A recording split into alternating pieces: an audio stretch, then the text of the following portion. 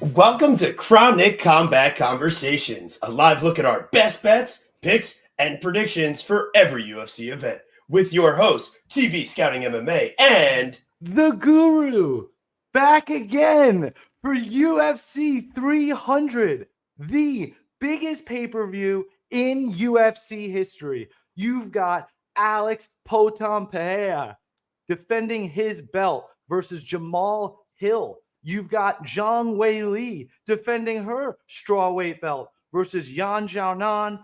And you've got Justin Gaethje defending the BMF title versus Max Holloway. I mean, you've got banger after banger. Charles Oliveira. Oh, my goodness. Bo Nickel. We could go on and on. But before we get into this absolutely devastatingly incredible card, we've got an unbelievable guest in the building. He's a friend of the show, been on many, many times. Whether you love him, whether you got something not nice to say, it doesn't matter. He's on your mind, and there's a reason for it. He's punishing the bookies. He's making money. And you know what? That's good enough for me. What's up, James? Guru, what's going on, brother? Thanks for having me on. Shout out to you. Shout out to TB. The biggest card of the year, and you invited me on. So all I can do is be grateful. I really appreciate you giving me the slot here. Hopefully we're going to crush the bookies. I think we are. There's a lot of good spots. And I was just saying to you just before we went live, there's a lot of spots I believe are being influenced by hype, which is one of my favorite angles in MMA, is to fade the hype. You know, sometimes I get caught up with it myself as well. I can't lie. I'm not perfect, but I've made a lot of money on fading hype. You know, actually I had a video on YouTube about it. So I think there's some hype spots this week. I think we can fade it and make some money. But something I do have to ask before we go live, boys. I mean, we're live now, but before we get into the fights, what is going on with your backgrounds? Are you traveling right now? Because you don't have the usual starry background. You know, like I'm used to seeing that. So have you moved or what? Yes. So we both have moved.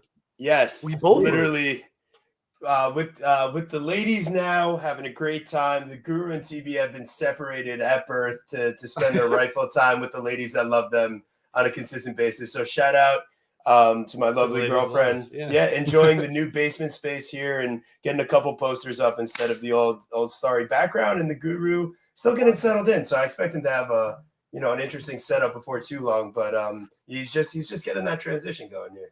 So did you? Yeah, congratulations. That's a big move, boys. Hopefully it's the right move. But good luck on that anyway. I've been there a couple of times, but it's tough work. But I'm sure you'll be fine.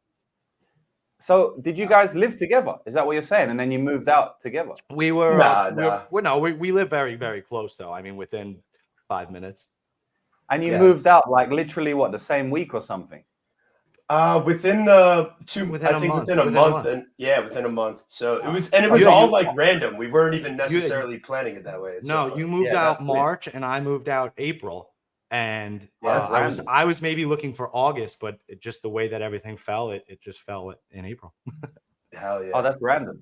Yeah, good luck with that, boys. But Guru, you gotta put something behind, man. You gotta put the Mandela back or something, because I'm not used to this. I'm not a fan of what's happening back here, but I'm in a temporary setup. I need to get a desk, and then I'm gonna have my own laboratory. Yeah. Well, before Dexter commandeering the kitchen. Before Dexter can set up his laboratory, got to give a shout out to the people in the chat here. Really appreciate all you guys that support the channel week in, week out. Mushroom, what up, TB? What up, Guru? James, he is a legend, and honestly, that's going to come with the things that it comes with, right? But 100%. Mushroom, you're new here. That's so funny. He's one of the most classic supporters of the show, and yes, we will see you June 1st in Newark, without a doubt. Can't wait. We'll line that bad boy up. Phantom Punch Breakdowns does amazing work. He also has done some scouting work working in the camp of Zhang Weili. So check out his breakdowns on the X artist formerly known as Twitter. And if you haven't done so already, you guys are messing up. Throw a like on the video. Subscribe to our channel. Always free content. Bringing on the best guests, the pros of the game, to help us week by week find out where the betting trend should be going and what angles we need to be looking at. Caddy Daddy, UFC 300 fight week. That's pretty amazing. Look at his bicep. It's like Nate the Train in the UFC. Nate the Train in the UFC. James is rich and single. Yeah, he's smart and living the life, baby. Yeah, I'm trying to get on that rich life too, you know. So that's why we're bringing him on. Ohio State, appreciate you, my dude.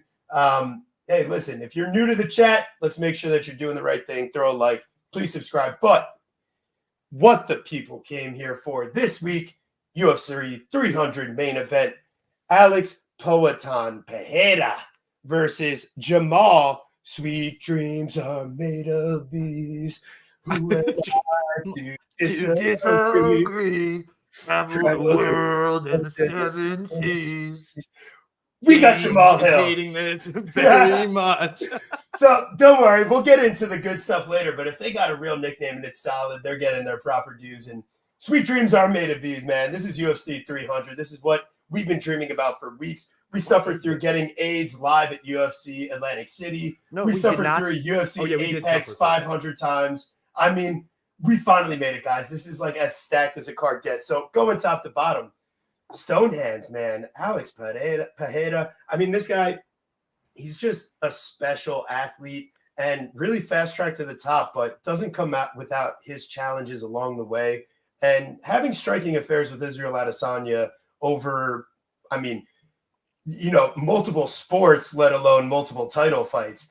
It's as impressive as it gets from, you know, just showing the full tool bag. So I think Pereira here, he's going to need to dig deep and use his best tools here. It's the counter left hook. It's the calf kicks. It's the body kicks in the open stance. It's the things that he does best, along with his, you know, impeccable timing and ability to use pressure. But on the other side, man, I mean, I wouldn't be sleeping on sweet dreams here if I were you. And this fight is lined closely for a reason. Jamal Hill, incredible pace, even though he doesn't necessarily have like the peak physical body shape that like Pereira brings in. Yes, he's the peak male physical form, right? So ultimately, Hill, he thinks he could get the knockout on the feet, and I don't see him necessarily being wrong about that. This fight is probably going to take place on the feet until someone drops. I don't envision either guy going for a takedown here unless they're hurt. And in that case, I think Pereira probably puts this thing on first. Now, as this fight goes deeper, I'd be running to the live betting window to potentially look at the Jamal Hill options. But pre-fight, I'm going to go ahead and take Pereira, and I think shutting down the movement with the calf kicks and stifling the pressure with the counter left hook is going to be enough for Pereira to win a fight by round 3, I'd say. So, Guru, what are you thinking? I don't want to steal any angles. What do you got going on here? I mean, this fight is really, really interesting because it's going to be, like you said, TB, I mean, it's going to be a technical kickboxing match. And some of the things I've seen from Jamal Hill make you think, make you fairly confident, right? Look at the bookmakers lining it fairly even, that he can hang with Alex Pereira on the feet, right? He's got the kicks at all 3 levels, right?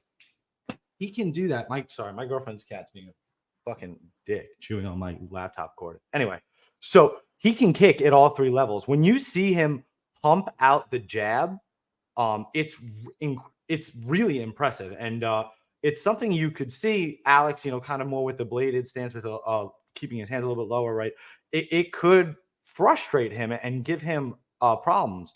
That being said, Jamal Hill, what makes him so effective is he's constantly moving. And what are you going to do to somebody that's constantly moving? Well, you're going to kick the shit out of their calves. And that's something Alex Pereira does incredibly well. And it's something that he did to Jiri early on to compromise him and start working on that durability. So I understand the dog shots on Jamal Hill. I really do, because I honestly think he's probably going to be the minute winner, right? Because I think he throws at a higher pace, and Alex is more comfortable countering and being maybe just more low volume. But when he smacks, man, they really, really hurt. What I do think for sure, and this might be one of my favorite plays on the card here, what I do think for sure is that this fight goes over 1.5 rounds. These guys are going to take their time and feel each other out. You know, there's going to be some moments, and believe me, my butt cheeks are going to be clenched for 7.5 minutes. But I feel really fairly good about this spot. So Give me over 1.5 in this spot. And for the moment, I'll take. I'm gonna go with Alex Pereira. But I mean, Jamal Hill. There's something about it, man. I don't know. I got to see some more fight week stuff. See what the aura is giving me. But well, listen, when you're hanging out with Polyana Viana, right? How high is his testosterone level right now? What do you think, JB? I'm gonna go on the opposite side of you guys. I'm gonna go with Jamal. Sweet dreams are made of these Hill, and I think this weekend is gonna feel like a nice dream for Jamal Hill because he's gonna become the UFC light heavyweight champion once again and defeat Alex Pereira, who obviously is very respected in the division in the sport, even in kickboxing, another sport as well. I just believe that Jamal Hill has the better hands here. I think that the jabs, the 1-2s, the straight hands down the middle are going to be too fast for Alex Pereira to keep slipping, to keep bombing and weaving. And I do think Hill is going to be able to force a boxing range fight at some point.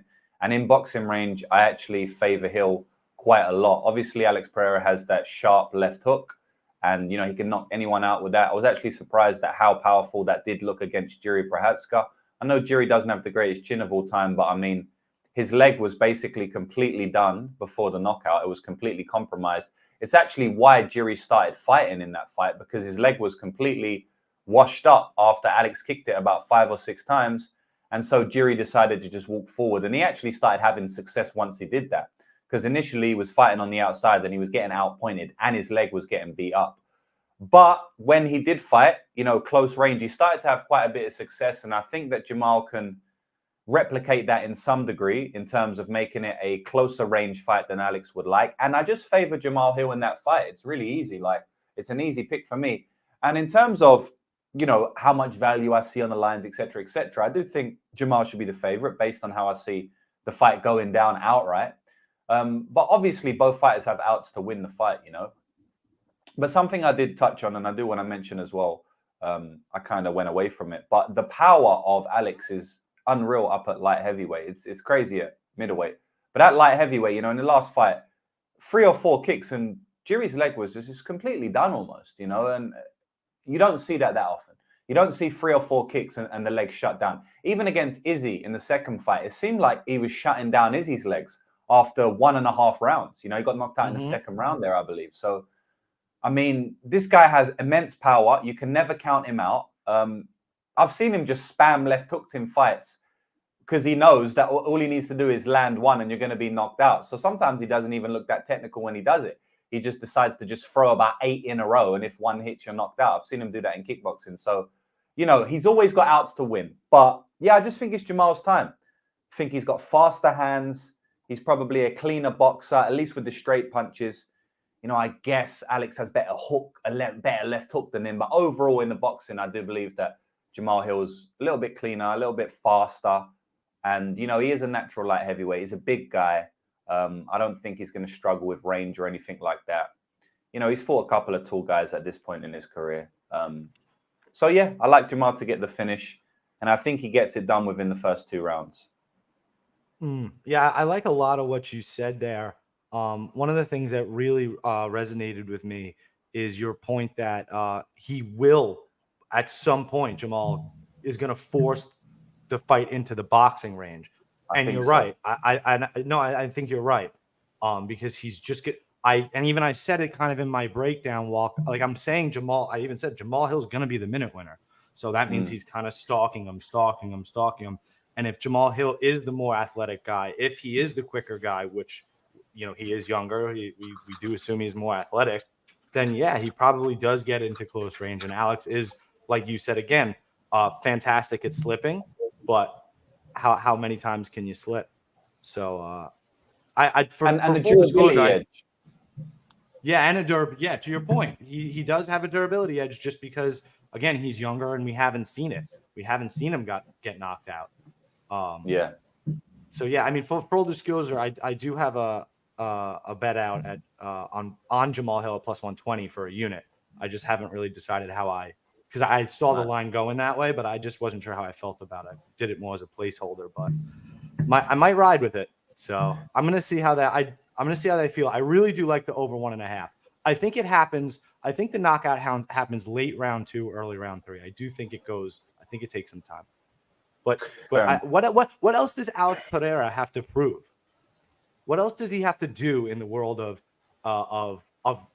martial arts?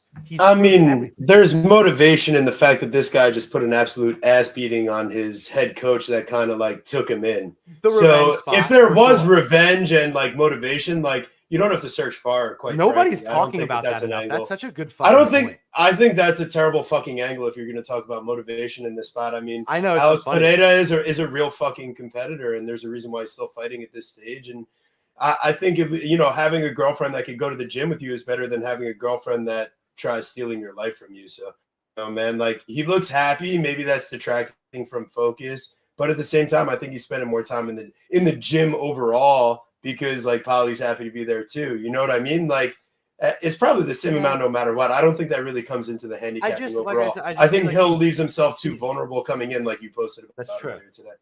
That is true. That's also true. Yeah, I think he can get sloppy. Like he's very good, and for light heavyweight standards, the dude's elite. Like that's for sure. Like I don't say any of this to detract from Jamal Hill, but I mean, I just think his boxing is better. That's like the big thing that James said that really resonated with me. Yeah, but I don't think his power is better though. I don't think his one strike power is better. He's got nutritional finishes, and he's one punch KO Johnny Walker, but. I mean, who hasn't one punch KO Johnny Walker when he was fighting like an idiot? So listen, I get it. If you're taking a dog shot, I don't hate it. I don't have a bet yet on either side here, but my pick is sticking with Pereira. I'm not going to switch that.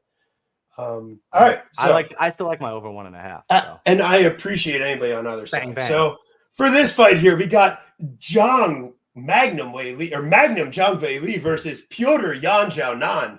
I mean. This is that one. That one I actually liked. I laughed. This is actually pretty good, right? It fit in perfectly. Like it's just it slips right past. It's Petr Yan Xiaonan.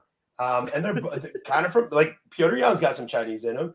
Anywho, it's true. He's from the region, bro. He's mixed. He's mixed race.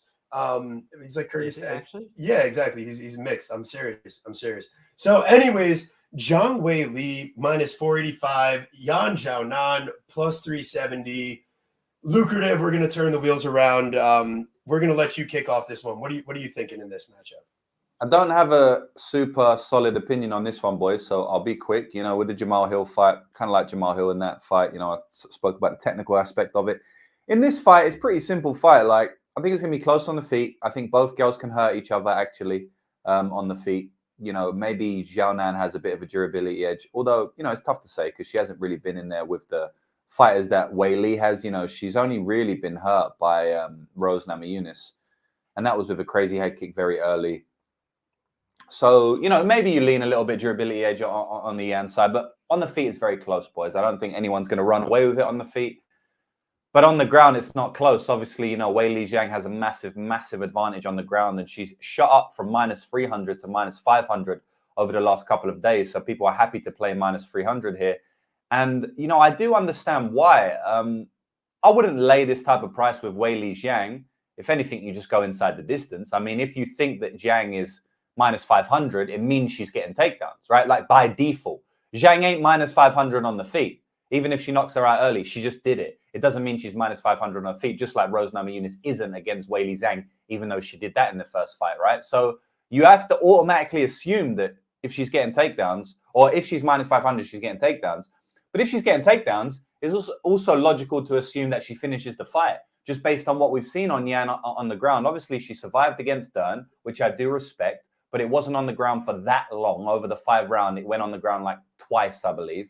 And she was in grave danger. And we've seen time and time again now, Dern ain't finishing these girls on the ground anymore, boys. Like, she's going to the ground with every single person in the division, and she's basically not finished any of them, right? Apart from the early days. So I think the Dern ground is a little bit maybe overrated. I would say that she always usually gets a 10-8 or near finish, but she just hasn't been getting these finishes recently, many, many fights now. So the other fight where she got taken down was against Carla Esparza, and that kind of exposed her very heavily in that fight, right? She got absolutely ran through. I think it was about a pick'em. I remember guys were on Carla Esparza at minus 110 range, and she looked about minus 1,010. So she has a big deficiency on the ground. I tend to think that if Weili Zhang gets on the ground, she could just fuck her up. It could look brutal. She just could just get a TKO in round 2. And like, it's just like, wow, she massively covered her -500 line. I understand why people are playing Yan. You know, there are ways in which the fight doesn't hit the ground. You know, Zhang isn't like a massively proactive wrestler. It's funny because I said I'm going to be quick with this one, and now I'm going like all around the depths and breaking down every single aspect of the world, around the world. No, it's good. I love this though. I love this. This is why I gave it to you first, James. Keep going. I do that often. It's quite funny, to be honest. I'm going to be quick on this one, boys, and then I'll just go in depth on the fight. And actually, I speak about the fights that I don't have a great opinion on a little bit longer sometimes, because the reason I don't have a great opinion on them is because I think that there's so many different moving parts. And so if I speak about the fight, I'll have to speak about all the parts, if you know what I mean. But yeah, just to round it off, I do think that there are ways the fight does stay on the feet because she's not a very proactive wrestler, Zhang. I mean, she's not over the top proactive wrestler. And then, you know, Yan does have decent takedown defense. It's just when she's on the ground, she's no bueno, right? So I do think it could stay on the feet for 3 rounds out of 2, and you know, she could win it 3-2 or something like that. So I understand the plays, I guess. If anything, you do play Yan Jiaonan at this price, but overall, I'm just passing on the fight unless I look at a nice inside the distance prop or something like this. I just think it's going to be a close fight up until Zhang decides to take her down, and then she could just completely dominate. So I'll pick Weili Zhang as a pure pick. That makes sense. Guru, go ahead. Yeah, no, I agree with a lot of what James said. It's exactly that. I think if Zhang Weili lets this fight play out on the feet for too long, I wouldn't understand that game plan, you know. And shout out Phantom Punch Breakdowns Ghost, you know, one of our friends that is, you know, works very closely with Zhang Weili. You know, I would imagine that camp has game planned through this and is looking through this very closely and understands that where Yan Jianan is dangerous is on the feet. I mean, she just knocked out Jessica Andrade in 2 minutes. Like, she's dangerous.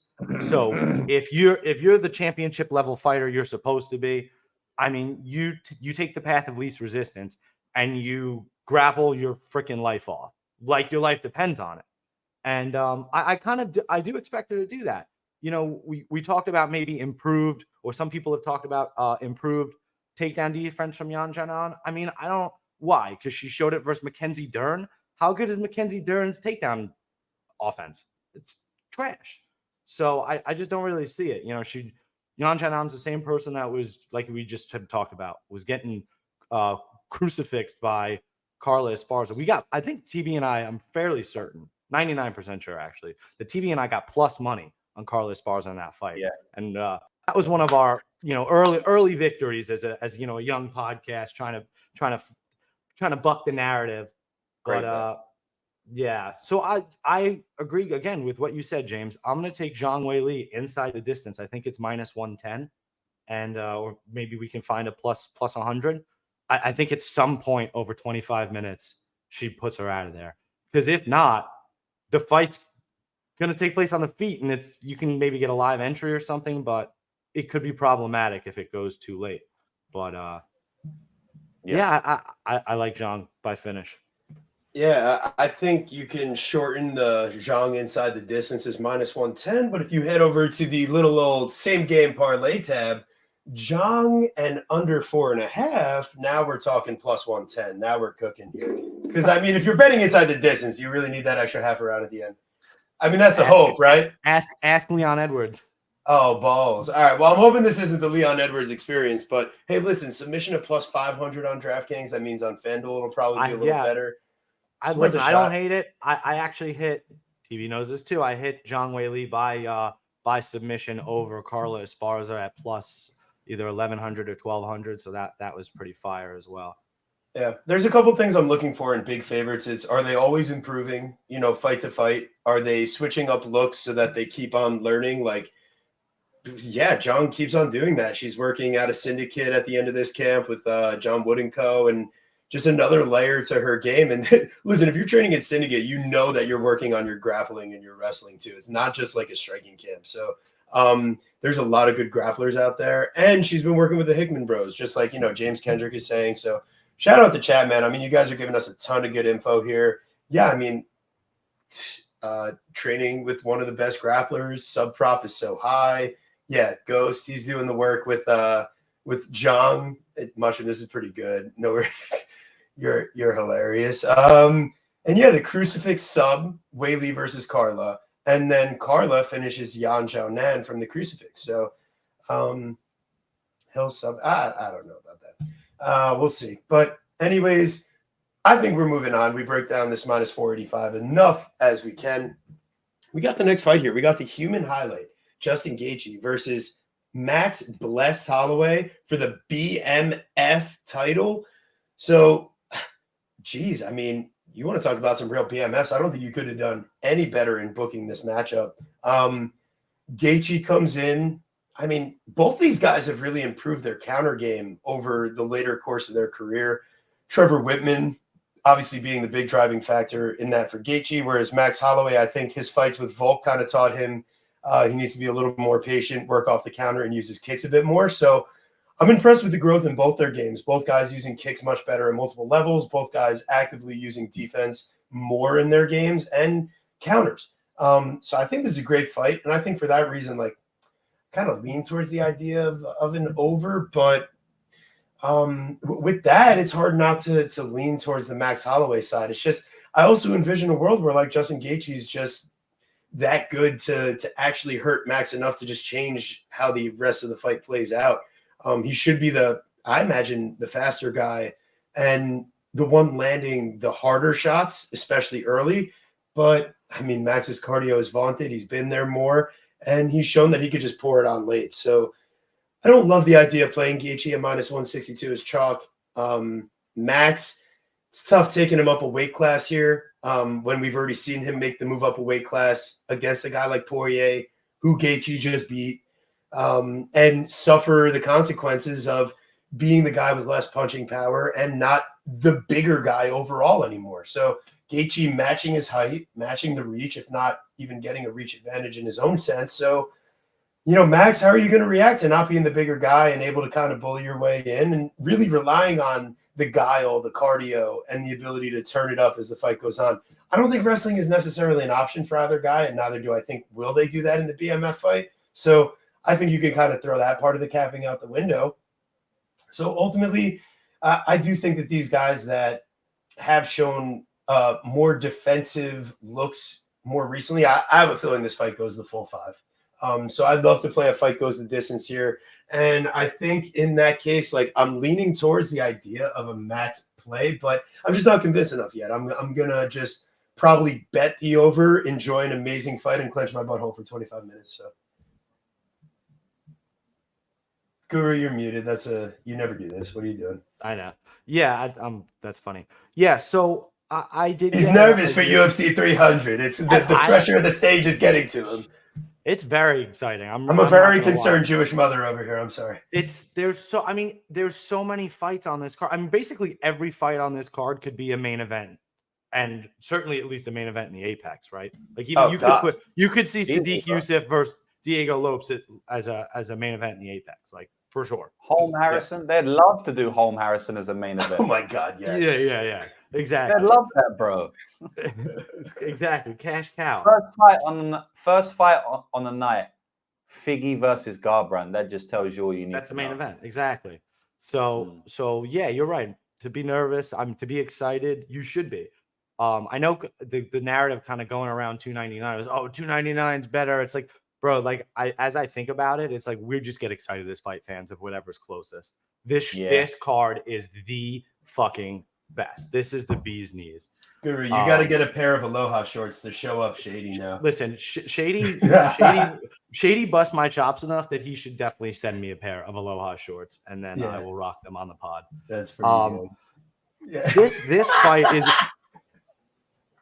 Yes, Loki, the master of chaos over there. It's his name. The name is perfect for that damn cat. Yeah, Daz. Oh yeah, shout out Daz. Hope you're feeling better, bro. I know you were in the hospital and everything. Like, hope you're home. Yeah, hope you're good, bro. AFib is no joke, bro. Yeah. So about the fight that we're breaking down, this fight's absolutely a fantastic matchup. I just think that the really interesting part is that like Justin, the bookies have the over 4.5 minus 135, right? So they expect the fight to kind of go the distance. But Justin Gaethje, the favorite, right? The bookies also line that as well, has not nearly as much experience going 5 rounds. I mean, he's never lost a decision. And the reason for that is because he's gotten finished on all of his losses.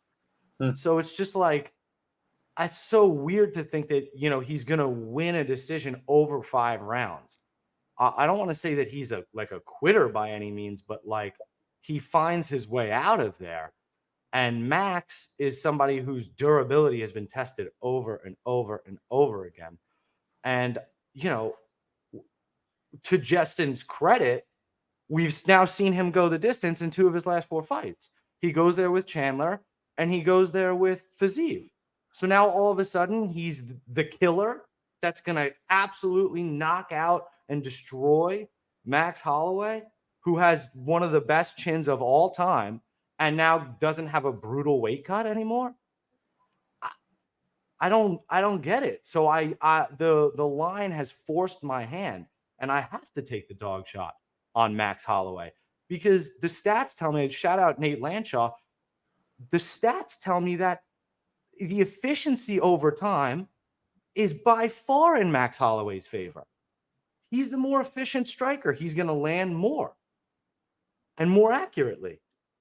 So if I expect this fight to actually play out, why would I not expect that guy to land more strikes? Dustin Poirier is much different than that, right? It was in the way that I broke down Dustin Poirier, Justin Gaethje. If it happened inside the first 2 rounds, I thought that it was going to be Justin. But as that time continued to go on, I felt that Dustin would start to put him away. And to be quite honest, he won round 1 and was in a perfectly fine position round 2. He just goes up to block the head kick and it wraps around the block. Incredible. Can he pull off another miracle? Can he pull off a highlight? He puts away Max Holloway. I mean, my God. I mean, he's already probably like Hall of Fame in terms of just probably for sure some of his fights will go into the Hall of Fame, but like they'll put him up there defending the BMF belt. That's crazy. So Yeah. I'm going with Max. I got Max at plus 150. I got a unit on that, and I'm going to let it ride because it's Blessed Express until the train stops. Is Justin Gaethje the one to stop that train? James, what do you think? Best boxer in the UFC, baby. Best boxer in the UFC, and that's what we're going to see this weekend. You know, Holloway's a better boxer than Justin Gaethje. Holloway's a better striker than Justin Gaethje. I think he's a better striker, and I think he's a better MMA striker, and I think he's a better kickboxer, and I think he's a better boxer, and I just think he's better than Justin Gaethje at MMA. I think he has a deeper skill set than Justin Gaethje. I think jiu-jitsu, he's a lot better. I think he'd fuck up Justin on the mat, and I think he can fuck up Justin on the feet. I also believe that he has 5-round experience that Justin doesn't have, even though Justin has been scheduled for 5-round a couple of times. He's only made it there 1 time, and he didn't even go to decision, right? That was against Tony Ferguson. Outside of that, I don't think he's ever been 5 rounds before. Maybe in his pre-UFC days, but Max is a lot more well-versed in these 5-round fights. He's been 5 rounds multiple times. He's performed well in those fights multiple times. The strength of competition is even on Max Holloway's side, you know, which is saying something because Dustin's fought the who's who. Justin's fought the who's who, but in my opinion, Max has fought the better level of fighter. And I just think that I think it's Max's time, man. I think that the line is wide. Justin Gaethje has to hurt Max to win the fight. I don't think he's going to win it on volume. I don't think he's going to win it on optics. And I just don't think he's going to hurt him enough times. I don't think he's going to finish him. So then I don't think he's going to hurt him enough times in enough rounds to win the fight. I still think the fight's going to be fairly close. You know, like I don't think any fighter is going to run away with it early. But to be honest, as the fight goes later and later, I do think that Max Holloway will start to run away with it. In the 3rd round, in the 4th round, I think he can adjust. He can adjust to in-fight tactics better than Justin Gaethje can. I've seen it time and time again. Max has adjusted in fight. I also think Max has the grappling upside if it gets there. You know, I'm making a big case for Max, and I did it on Half the Battle yesterday. And, you know, I'm doing it again. I think Max Holloway's the side here. Can Gaethje win? It's a close fight. It's a 5-round fight. Max is stepping up into a new weight class. We don't 100% know how he's going to perform in that weight class. It's not a home run. It's not a minus 1,000 spot. But I definitely think Max is the side. And I think he's going to get the win. And I think he's going to finish Justin Gaethje inside the distance as well. James, I think you're 100% right. And when I think it's exactly kind of what I was hinting at, but maybe not saying as eloquently about the betting line. The recency bias behind Justin Gaethje is why he's the favorite. But when you look at that overpricing, you can't put recency bias on that prop. So they have to be honest about what they think about the fighters. They're not correlated. Justin Gaethje winning is not correlated to an over 4.5 being that juice. It's just not. So there's something's wrong. So either Justin wins by early finish and the over is wrong, or Max is going to start pulling away on a decision, or hell, finish him late. Because Sorry, I just want to ask you a question because I'm interested. What? Do you think I'm crazy in my belief that I actually think Max Holloway has more finishing upside than Justin Gaethje in this fight? I would agree to a point. I think in the first 2 rounds, I'm not ready to I'm not ready to say that. Sure, but I think you also have to take into account Max's durability versus Justin's history of being, losing by finish. And Max, I mean, this could very much look like the Jose Aldo type of finishes where it's not just one shot, but 3 rounds of that type of pressure and volume. And Justin Gaethje isn't necessarily Calvin Kattar from a toughness perspective. So, damn it, I think you're getting me. I've been searching for another dog, and this is the fucking one. I'm doing it, okay? We're going blessed. I like it. Yeah, Did you see those shorts, bro? When you compare the shorts, how could Gaethje win? Oh, my God. Just look at – when you look at – Justin Gaethje's a different product now, but when you look at how he was melted by Dustin Poirier in the first fight, when you look how he was melted by Eddie Alvarez, that's what we're talking about. A certain level of beatdown over time. And don't kid yourself, Max can do that. So he's got to go do it. But like you said, I'm not necessarily sold that it's a home run. Not putting my house on it. But at these odds, the market dictates what we do. And that's what I'm really trying to learn. So these odds, I have to take Max. Great points. Love it. Is that a trio? We're trioing up. It's a trio. That's it. Nice, bro. And then, all right, if you guys haven't so far, shout out everybody in the chat. Throw a like. It's messed up if you haven't already, but there's one way to fix that, and that's by throwing a like on the video. It would be really listen, chill. we're like 2/3, right? We got 1/3 of the people watching from YouTube right now, 2/3 of you guys watching from Twitter. So please, if you're watching from Twitter, go to our YouTube. Please subscribe, like the video. It really does mean a lot to us. Yeah, appreciate all you guys, no matter where you're watching. But YouTube's got a better algo and better. This is where we advertise all of our stuff. Twitter, X, the artist formerly known as Twitter, is a place for fun and darkness. So, what we have here is Charles do Bronx Oliveira versus Armin Ahalkalakets Tsarukyan. Can you say that again? It's Ahalkalakets. Ahalkalakets. It's Alhamdulillah. I'm Mubarak to all my friends that celebrated Ramadan, is what his nickname is. Oh my God. Yeah. What do we know what it means? I have no fucking idea. I didn't look at it. No, I don't know, man. Some Russian shit. Yeah, Armin, Scramble City, Tsarukyan. He gets his nickname from the same. His name is Armin. He's from Armenia. I wonder if he loves his country. Armin, I love my country. Tsarukyan. Versus from the hood, Oliveira. That's basically what his nickname means. Like favela. The projects, yeah. Favela. The favela king, Charles Oliveira.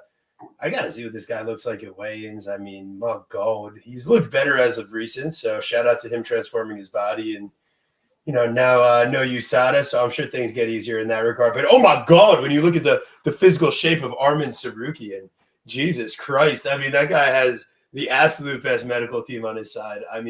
He's in absolutely incredible shape, and he's showing 5-round cardio. So I don't think people, maybe because he's so short, I don't think people talk about him enough when you talk about, like, I don't want to be weird, but like the dream physique, like they'd be like, oh, Paulo Costa. Like, I mean, Armin Tsarukyan is pretty fucking ripped. Right. I mean, if you want to be 5 feet 7 inch tall, then yeah, I mean, sure. Like Armin Tsarukyan is the prototype. Yo, aren't you 5'7"? What, me? No. What? Yeah. No, I'm not 5'7". Get the fuck out of here. Why? Because You're like because you're 5'11" and a half, you think I'm not 5'10"? Come on, bro. Your man bun gives you an extra few inches. Come on.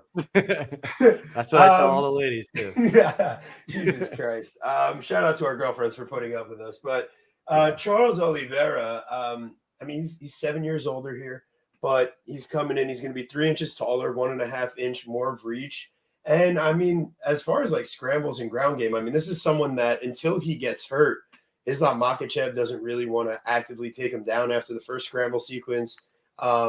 Really, unless he's hurt, you don't want to, take him down early. However, Beneil Dariush says, hey, let's test that theory. And like, if Beneil Dariush is landing an early takedown and like nearly taking your head off, like missing by centimeters in the ground and pound perspective, Armin Tsarukyan's got really nasty elbows in ground and pound. And this guy, like, for him to survive the scrambles that he survived with Islam, I mean, in his debut on like short notice also, I can't envision Charles subbing this guy without hurting him first. And looking at the way that Joaquim Silva hurts him in round 3, I mean, that dude is legitimately swings with all of his might on a counter left hook in the pocket, literally spins halfway around like a top doing a 180. And yeah, he lands as clean as it gets. And Armin like wobbles a tiny bit and is like immediately better within 0.5 seconds. So is that really a knock on Armin, or does it just show that like that guy can eat a shot and, can still go and win the fight? You know what's actually funny about that is like people do love to talk shit about that. And I tend to be on the side of it actually shows recovery. And then the other funny thing is that like everybody, and me too, honestly, were like shitting on the Joaquim Silva matchup. But like now that he's fighting Charles Oliveira, it's almost the perfect matchup. It's like Joaquim Silva is like a Walmart version of Charles Oliveira. I mean, he's absolutely insane, crazy, and wants to jiu-jitsu you up.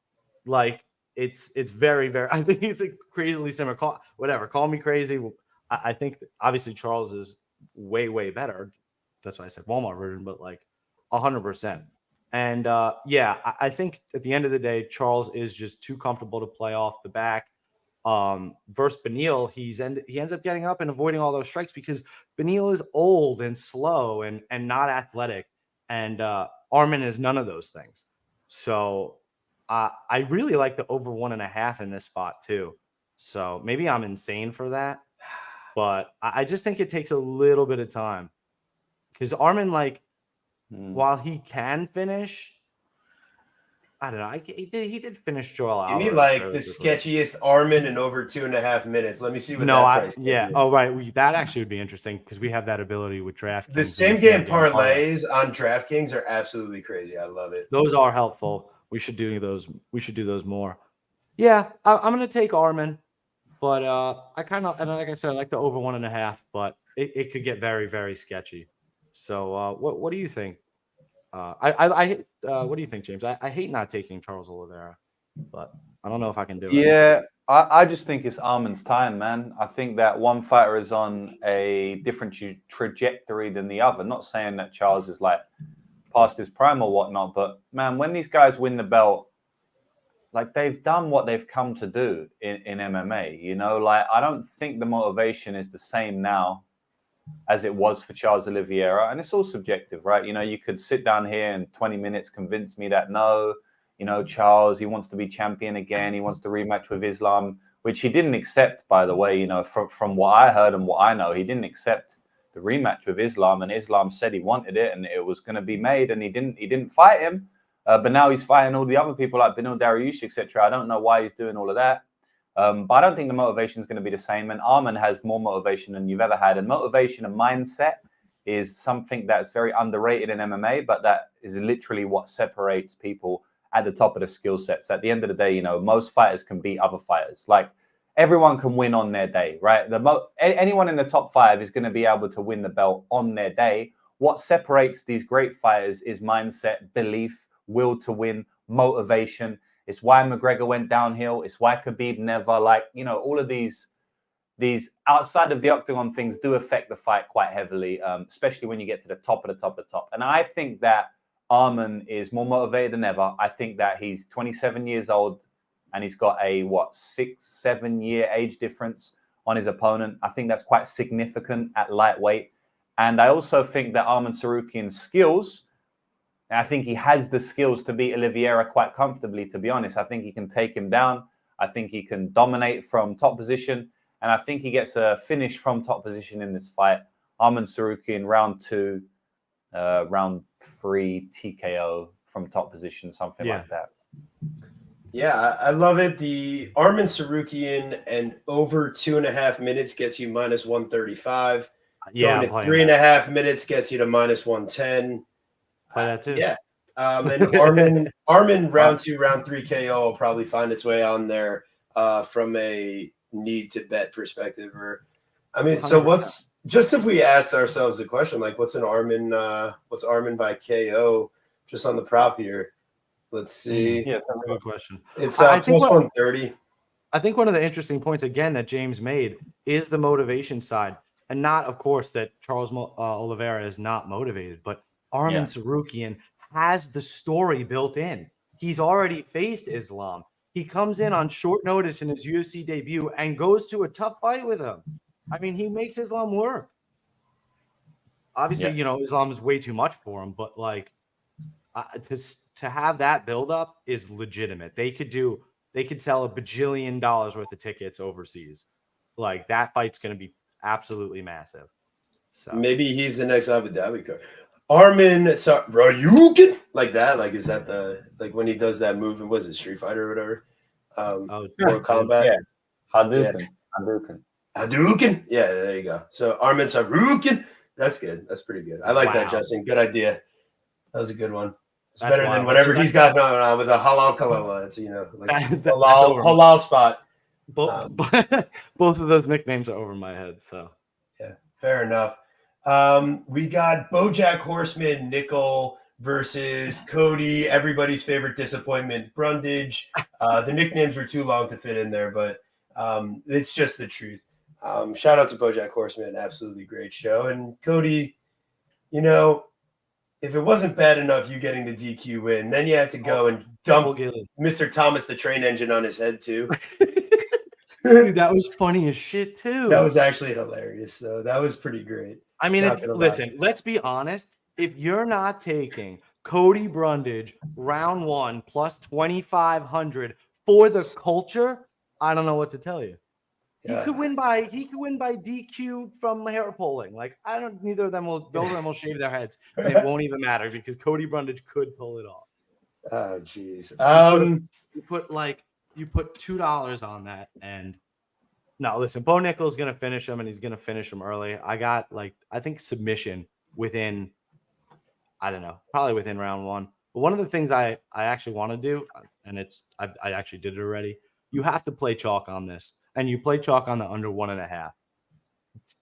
They're getting smashed. Somebody's getting smashed. It's gonna be Cody Brundage, and it will happen within 7 minutes. I promise. So what is the Bo Nickel within 60 seconds? Because you know Cody's going to jump Gilly within the first opportunity.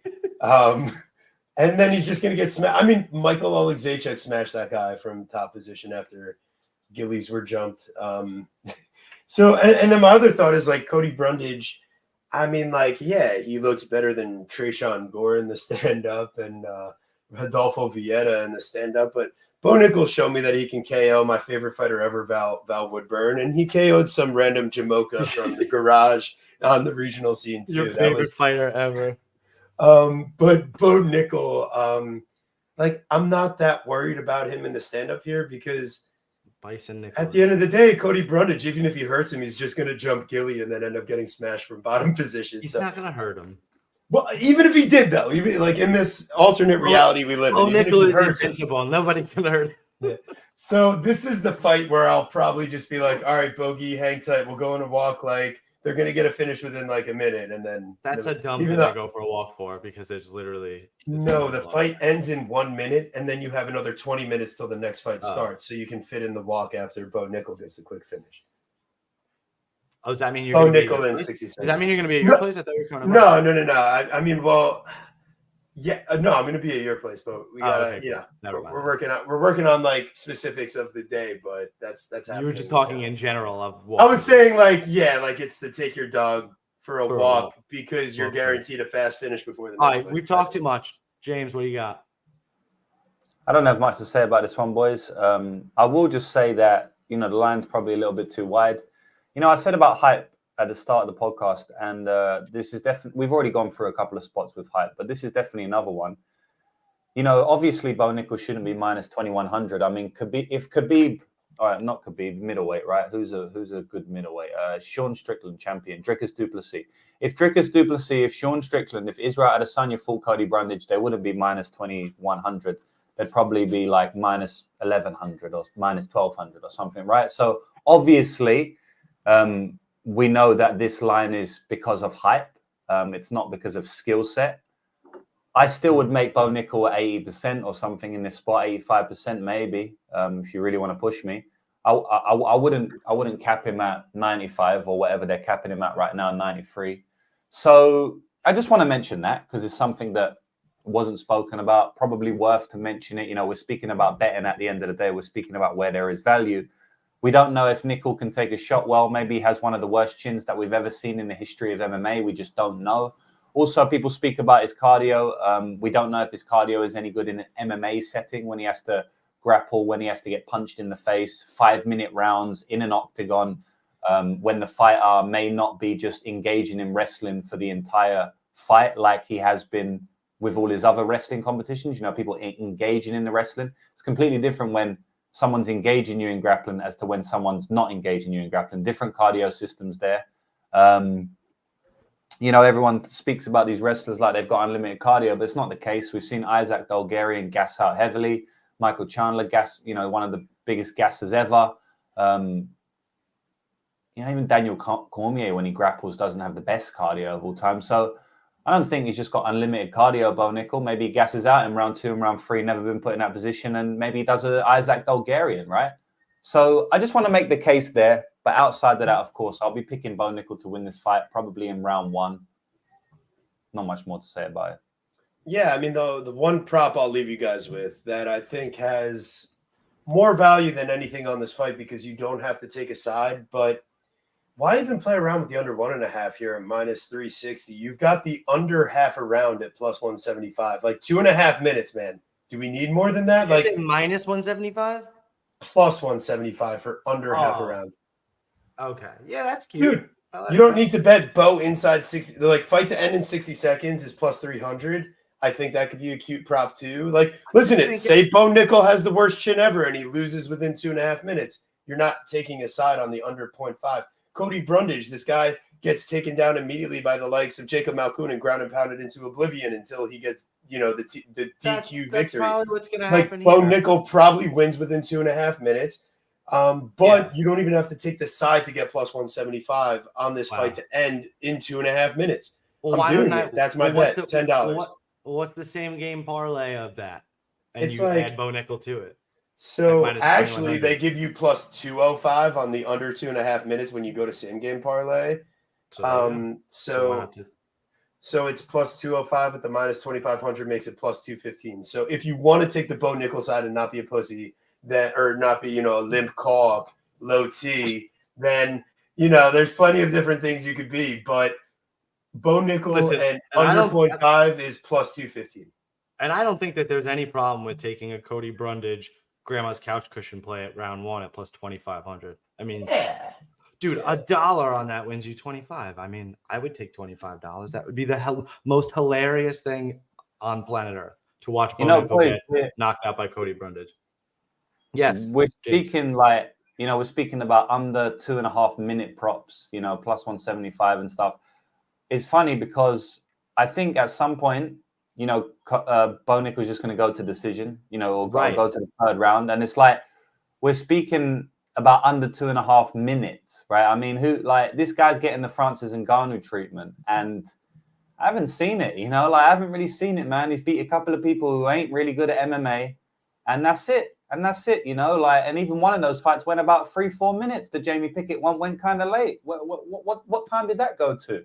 He couldn't get him down. He couldn't get him down for like 2 minutes, boys. Like, he was literally on the fence with him for like over 2 minutes. That's already the 2.5 minute gone now. Jamie Pickett, it went 2 minutes 54 seconds, so almost hit the 3 minute mark. He couldn't get him down for a long time, and then the arm triangle choke. I thought Pickett was going to get out of that one. I'm just saying, like, this guy he's getting the Francis Ngannou treatment, and he's a middleweight wrestler. This guy's going to go to decision at some point, and everyone's going to get burned playing under 1.5 rounds at minus 300. I don't know if it's going to happen this weekend, but I guarantee that's going to happen, because if he keeps getting early finishes, the lines ain't going to randomly change. Like, he's always going to be priced as a finisher. And I don't think he's going to keep running through people in round one. I personally don't believe that. He's a wrestler. He ain't this like crazy finisher, in my opinion. I think you're right. I just think that, I guess I hope too, because I did parlay the under 1.5. So it probably would be like me to get burned here, but it's just when you see Cody Brundage. I mean, all of his losses except for the Nick Maximov one, which is another guy that doesn't belong, have come in, and the Dumas one as well. Thank you. Who again, another guy that like is just trash. I mean, he's submitted to Dumas, but Dumas doesn't know how to submit anybody. Exactly. Like, so all his losses have come, or 3 or 4 of them. 4 of them have come. 3 of them have come in under 1.5. Yeah. Finishes. Yeah. Quite frankly, I mean, I'm not saying under 2.5, under whatever minutes is like my best bet here, but I'm legitimately playing the fact that all I've seen is Bo get quick finishes, and like Cody Brundage, I think he's like, he could even be a step down in durability from Jamie Pickett. So that's true. Ultimately, I think we talked a lot about a minus 21. I wouldn't be surprised. I would not be completely shocked. Yeah, but hey, listen, guys. I mean, appreciate you guys all in the chat here, making it a great time. We brought on Lucrative because we bring on the best guests, and especially for the biggest event, we had to bring out the big guns. So if you're liking what you're seeing, please, it would be messed up of you not to throw a like on the video at this point. There's way too many people in here for the number of likes we have. So go ahead, fix that real quick. And, before I ramble on for too long, listen, we love literally a good time. Yeah, listen, again, 2/3 of you guys watching from Twitter. So we really, really appreciate that. But maybe when you're done watching on Twitter, just go over to YouTube, subscribe. That's really where we get all of our traction. So thank you so much for watching, though. We appreciate, of course, that you care. Yeah, hell yeah. All right, we move on. We got Jiri Bushido Prochazka versus Alexander Rakic. Guru, did you notice or no? You made one up for Alexander Rakic. Nope, the other way around. It's Yuri's nickname. Right. Lives by the Bushido code, but so he's Yuri Bushido Prochazka. Yeah, but like since it wasn't funny, like I actually didn't think you did it. Nah, see, I snuck one. I snuck one by the gates. But it wasn't funny. But it wasn't funny. Like you didn't. What I get mad about with your nicknames is that they usually suck. But if you're gonna sneak one by me because it could be completely plausible, then why would I be mad at it? You didn't do your job. You should probably tell him. And he might even agree and make it. It looks perfect. Why would he not? It does. Well, listen, I'm not just here to make funny nicknames. I'm here to give guys nicknames that make a difference, okay? This is a nickname that makes a difference, bro. Like, all right, now I hate it. See, I knew I'd get there eventually. All right. Ultimately, we got to get to breaking down this fight, though. Listen, I think that the ways for each guy to win here, each guy has a specific game plan they need to use. Yuri needs to get to his front foot pressure, throwing combinations, and keeping Rakic uncomfortable. And he's going to need to stuff takedowns and work back to his feet when that happens. Alexander Rakic, he needs to use his distance. He needs to use his range management. He needs to use his calf kicks and his takedowns.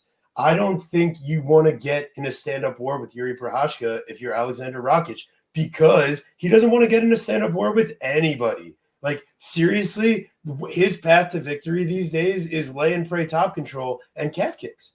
that's typically what Rakic does best at this point. And he does it pretty well. So I don't mean to say it in that, like, he seems to fight intelligently. He understands you don't want to get hit, especially at light heavyweight, and he tries not to. So I got to give credit to his defense, but I think it's going to be tough for him to maintain that. And we've seen anytime that pressure's put on the front foot versus Rakic and guys start landing in combination, it's not necessarily the best of responses. And like when a guy like Devin Clark is hurting you before your own finishing sequence, like there's definitely a few questions to be had. Prochazka, now there's questions to be had about his calf kick defense because Rakic, I mean, listen, he's no Alex Pereira, but ultimately, I mean, he's going to try to throw the calf kicks. And if Prochazka doesn't have anything to deal with it on the other end, then it's going to be another week on the front foot and trying to figure out what to do and switching stances, 1 minute into the fight again. But I don't think Rakic changes the fight in that type of way like Pereira does. And I think that Yuri Prochazka here, his pressure, his uncanny ability to make a fight ugly and get it to where he wants, I think at plus money is just the right recipe for me. So, I mean, I probably like him by violence, but Rakic, he's also a tough dude. And I mean, his finish loss comes by freak injury, right? But now he's coming back from that injury against an absolute psychopath. So I feel like Yuri's out for revenge. I think he's here to get an exciting win to lead in. I mean, this is the first fight before the main card, right? Yeah. So yeah. I think that this is the Yuri crazy finish or psycho 3-round decision where he's landing all the damage, and it leads into people wanting to purchase the pay-per-view. That's an interesting way to put it. This fight's really, really tough to me. And wow, the over is that good? Yeah, no, I like the over. I think the fight goes the distance. Yeah, man, Rakic certainly isn't finishing the fight himself. Not in my mind. I mean, listen, he hits, dude. I mean, go back and watch his Jimmy Manoa knockout. I mean, take the context of that fight for what you will. No, of course. And okay, what's the other one? They were back to back. My apologies. Devin Clark. Is that what you're about to tell me? Yeah, that's disgusting, man. Come on, are you serious? Yeah, right. Those are the finishes. So he's finishing Yuri because he finishes Devin Clark and fucking Jimmy Manoa 5 years ago. No, okay, thank you. Fair enough. I'm picking Jiri. I have a bet out on Jiri. I just think it's a really close fight, and I'm gonna take dog money on the dog. I think that intangibly, right? Like Jiri already had the fight where he came back from the devastating injury, and now he's got his sea legs about him, and he's gonna come out and perform better. This is Alexander Rakic to come out after a devastating injury and try to get his sea legs about him. And, it's kind of interesting, right? Because you look at Alexander Rakic's losses and, I watched that Volkan Ozdemir fight again today, and I'm still not necessarily convinced that Volkan won. And then the freak injury versus Jan, I feel like maybe it was 1-1 or he could have been up 2-0. And I thought he was starting to pull away. But his leg gave out. So, yeah, I'm going to go. I love those over props. I didn't even realize that. So I'm going to go with Jiri, and I like the over as well. Am I crazy for liking the over? That's crazy. I feel like if you like Yuri, to like the over is crazy. That's interesting. But once again, we talked about Rakic durability. So, James, what do you got cooking on this one? I think Rakic is probably the side. He's a better fighter, in my opinion. Jiri can definitely force a brawl here. Jiri can definitely get a finish here. I think Rakic can get a finish as well, just basically based on how Jiri fights. He's very wild, very aggressive. Most of the time, in all of his fights, he's getting cracked. I don't really remember a fight he didn't get hurt, to be honest. Volkan Ozdemir comes in on his debut, gets hurt badly in that fight. All right. He gets half dropped to one knee, instantly back up to his feet, but he got wobbled badly. And then the Dominic Reyes fight, he got actually knocked unconscious, but somehow he won the fight via finish. So that was an interesting one. Alex Pereira fight, he gets knocked out. Glover Teixeira fight, he gets hurt like about 8 different times. I mean, every single fight this guy's in, he's getting hurt. I wouldn't be surprised if Rakic gets a finish here. I obviously wouldn't be surprised if Jiri gets a finish either. So I think that's why you're getting the plus money on over 2.5 rounds.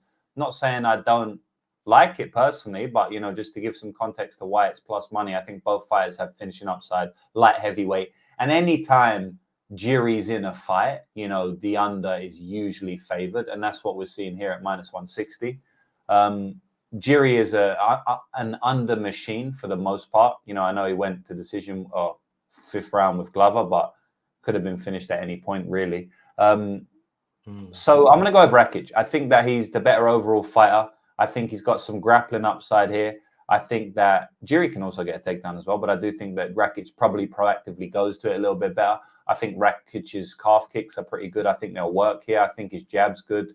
But he's coming off a leg injury in that fight with Jan Blachowicz. I played him there at -150. I thought he was looking good, big grappling upside. But his leg was getting kicked the fuck, and then his leg randomly just went. It just seemed like it exploded, right? So I don't know how he's going to come back from that. That was a long time ago, boys. You're talking 2 years ago now. And is he going to come back good from that? He hasn't fought since. He's had a couple of cancelled fights. Guys don't return the same sometimes after these injuries. So we'll see how he returns after that. But I'll pick Rakic right now anyway. Nice. Hey, listen, I don't hate it. It's a very closely lined fight. Both guys are definitely talented, but I'm gonna plant my flag. Keep it on the Bushido side. Is that Jimmy Kimmel at the top giving picks? I don't know, bro. You choose. Tai Best. That sounds like if I decided to make my username when I was in like middle school. Like Tai. Yeah, pretty weird. It's all right, though. I appreciate you giving support out here. Jimmy Kimmel likes what you're doing out there, Tai. Everybody has a doppelganger for you. I never get a doppelganger. Oh, no. Well, because you're Uncle June. You don't need a doppelganger. That's the worst. See, it's the damn truth, Guru. You can't even get away from it. That's funny, so I got Jerry Maguire. Apparently, so does There Will Be Blood. He's the lock. So now we got, oh my goodness, that's so funny. I forgot to change Calvin Kattar's nickname. Calvin, can I send you an apology? When I was updating this slideshow, I left poor Court McGee's nickname there for you. So I'd like to apologize. There's typically at least one mistake on the show, but it's also because he didn't have a nickname. And I was trying to think no, that's not true. He's the Boston finisher. Yeah, but it's not his nickname on UFC stats. Like there is no nickname. Yeah, but they probably just didn't put it. Yeah, because the Boston finisher sounds like a guy who goes out and gives random hand jobs to guys on the street in Boston. Like what the fuck? But he could be the Boston Strangler, but that one's already taken. You can't be the Boston Bomber either. So like Jesus Christ. Maybe that's I mean they probably were just like you can't be any of those things. So. Yeah. Nice, bro. Came up with it in pre-K. I did skip kindergarten myself, so fair enough. Maybe that's where you came up with it. Shut up. You skipped kindergarten. I did. I missed the cutoff by a few days. All right. No, they didn't miss the cutoff. You just were a little special, and I had to hold you inside. Okay. You need to hold your wiener inside, apparently. But I will not. Calvin the Crusher Cater. Does it not actually work, though? No. Okay, fair enough. The Boston Crusher, is that better? Can you break down the fight now? All right, so we got Funkmaster Flex. We need like the DJ drop. Aljamain Sterling in the building. Also, my voice is gone, so it's pretty terrible. He skipped preschool. Damn, yo, Tai getting fucking Why after. Are you not breaking down this fight? It's plus 145 on the Cater side, and it's minus 175 on the Sterling side. I feel like Sterling gets a guy where he really only has to worry about the boxing in this matchup. And the boxing is really good on the Cater side. But he doesn't necessarily have like the reach advantage, even though he's got the height advantage. And I think even if Aljamain Sterling is not able to land a takedown, I think all it takes is one single leg entry stuffed into reaping to side and then taking the back and then sticking in a body triangle. And even if Calvin Kattar is not getting finished, I think he's getting controlled for like 7 to 8 minutes of this fight. And I know that's not typically how his career's gone, but once the back take is in from Sterling, it's a different ballgame. Like it's not, and these guys out of Longo Wyman right now, he is in absolutely the best shape you can possibly find. And Calvin Kattar's coming off a long layoff after looking slow and terrible versus I know Arnold Allen, he's a good athlete, but then the guy throws the most lazy, disgusting, pathetic, desperate flying knee, lands on his heel and shreds his knee. And he takes all this time off against a guy that was cutting way too much weight to make 135, lucks into the title, and decides to stay there for a bit. And yeah, it catches up with him. But I think Sterling's a better fighter, man. I think he's got more ways to win. I know his stand-up isn't necessarily technically as good as Kattar, but when you mix in the threat of the takedowns, the fact that he's the faster, more athletic guy on the feet, he's going to land more calf kicks. He's going to land more kicks in general. And I think he's just going to be faster in and out. And yeah, Kattar's numbers are skewed by the Max Holloway fight, but every time he faces a step up in a striker, he gets styled on. And I could just see the Funk Master making things like very annoying and difficult with his style, and then just getting a back take whenever necessary. Like it's going to be like Brendan Allen style versus Chris Curtis. Oh, Chris Curtis doesn't give up takedowns, but like, yeah, but at the same time, if you just get a fucking back take or an athletic explosive take, like, yeah, but did Brendan Allen even win that? But did Brendan Allen Allen win that fight? I think it could actually very much look like that fight. That's a very interesting point. Yeah, I just think that Calvin Kattar is going to be more devastating on the feet. And you have no idea necessarily how, you're right. Maybe Aljamain is maybe healthier at this weight, but you have no idea how he's going to fight at this weight or how his cardio is going to last at this weight. And, again, to your point, it could be one of those Aljamain kind of controls him for 2 rounds and maybe loses the third. And we're all begging for more, and it's a split decision, and Aljamain gets it anyway. Like, I mean, I get it. At the same time, the judges, unless you have maybe this body triangle, like they're not really rating control the same way. Obviously, body triangle, much more significant position. So, yeah, I think it's a really tough fight. I do like Calvin Kattar here, especially plus money. Yeah, I don't really know. I don't really know what else to say. It's certainly a tough one. I could see Calvin winning by finish, by knockout. But it could very well go the distance, which is what the bookmakers seem to think it will. So, what do you think there, James? Kind of like the under 2.5, just straight off the bat, just looking at that big number, because obviously Sterling's a bit of a finisher, really, if you go back and look at his career. Obviously, he's been to a decision a few times, but even in those fights, most of the time he had dominant positions where maybe he could have finished it. And then obviously Calvin Kattar, he's got big power. He's finished a lot of guys. Even in some of the fights he hasn't finished, he should have finished them. Dan Ige should have been done. Giga Chikadze should have been done. I don't know how those 2 guys survived, honestly. And Aljo's coming off a knockout as well. A punch knockout, going against a hard puncher. Good boxer, Calvin Kattar. He's not the best boxer in the UFC, but he's a good boxer, especially at 145. So I think both fighters have decent finishing upside. I'm just quite surprised to see the under at that price, to be honest. That's the first thing I notice when I look at those graphics on the screen. But overall, I am picking Aljamain Sterling for the win. I think that Aljamain Sterling has too much of a grappling upside to ignore here. We haven't seen much tape of Calvin Kattar on the bottom, which is quite interesting because he's had so many fights in the UFC. I have so much tape on him.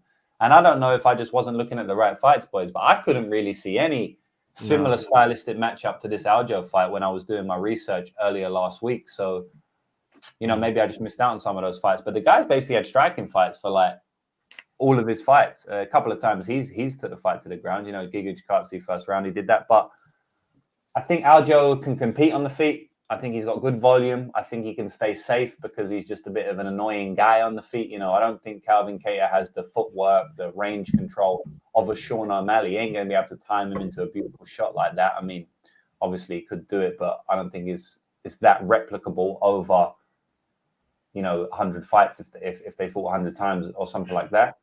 So, yeah, man, that's my thoughts on the fight overall, boys. I'm picking Aljamain Sterling to win. I wouldn't be surprised if he becomes the first person to submit Calvin Kattar in the UFC. And I'd lean to the under 2.5 if I had to play a total there, but I'm not sure if I'm going to end up pulling the trigger. But those are the sides I think are correct. I agree, man. I love I even texted Guru earlier in the week. He was like, oh, it sounds like you're on all overs. And I sent him like 7 fights that I was like, you know what? I think that these are the ones that we haven't talked about yet that could be unders. I was like, I love the price on it. So I love that thought, James. Thanks for bringing it where I totally, completely forgot to get to. But, yeah, obviously there's finishing upside both sides. That's a great analysis. And this is why we bring on the sharpest of people to break it down. And if all you got is hate to show, then obviously you haven't been paying attention in the long run. That's for sure. Yeah, That's the love whole it. point. Great breakdown. Yeah, well done, boys. Really, really well done. Yeah, I appreciate all you guys out here. Listen, like Ernie Grain, 3 new subscribers during the live stream today. Why not make yourself the next one, right? Throw a like and be our next new subscriber. Appreciate all you guys in the chat. Holly Holm, the preacher's daughter, aka Little House on the Prairie, versus Kayla Fearless Harrison. She gets that nickname because it's on her breastplate there in the old weigh-in photo. Like I don't know what else. Yeah, I don't know what else to say. It's on them titties. I don't know. Like what the hell? yeah. Red is She doesn't have a nickname. That would be good. See, that's what actually I'm not saying. bad. What? It's really funny. I told you I just took context clues, bro. I'm out here to give the best nicknames possible while also being ridiculous sometimes. So I'm trying to make you could have put Kayla NBCSN Harrison. The preacher's mother. The preacher. Oh god. Well, she's gonna look like it. She's gonna dominate. She's gonna dominate her. She's gonna take her down. And because where's Holly Holm even been successful lately? Trying to clinch people. So good luck doing that here. You're going down.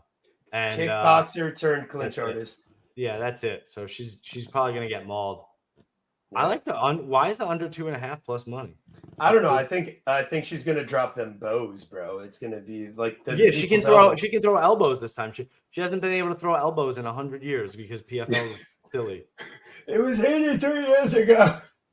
But yeah, I mean, quite frankly, it's like, where are you gonna stay safe in this fight, Holly? Like, when the striking doesn't look good on the feet versus like Mara Buena Silva, and you're desperate to get in on a clinch so much so that you're getting ninja choked in round 2. I really don't love. I mean, ultimately, she looks like she's on all the HGH in the world, but it doesn't turn you into the fountain of youth. I mean, she still looks like she's aging. So Kayla, she's much younger, man. I think almost a 10-year difference coming in. This is obviously a showcase fight.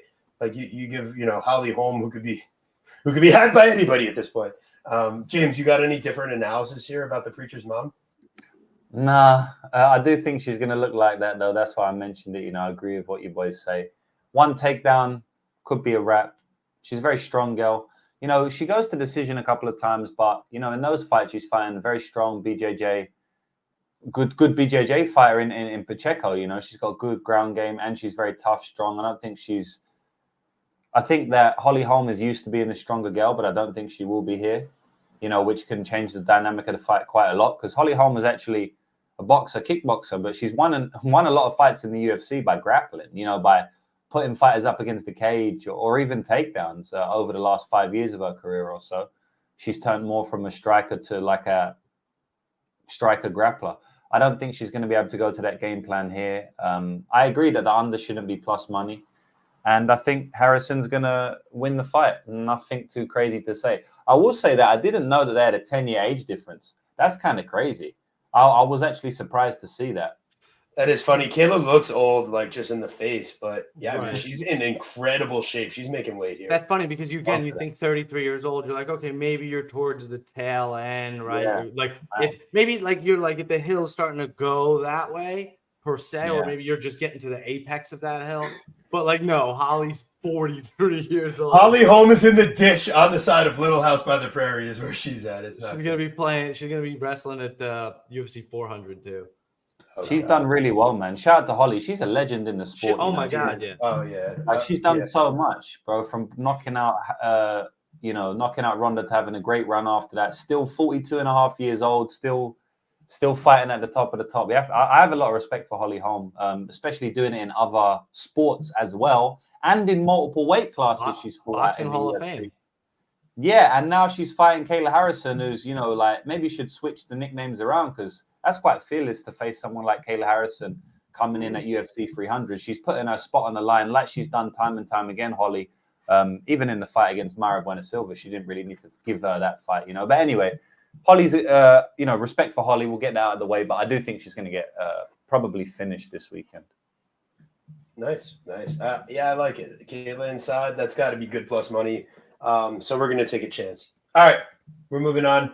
Super Sadiq Yusuf, the voiceover king himself, versus Diego taking back Sunday Lopes. It's It's going to be an emo fest out here. This is bringing me back to high school.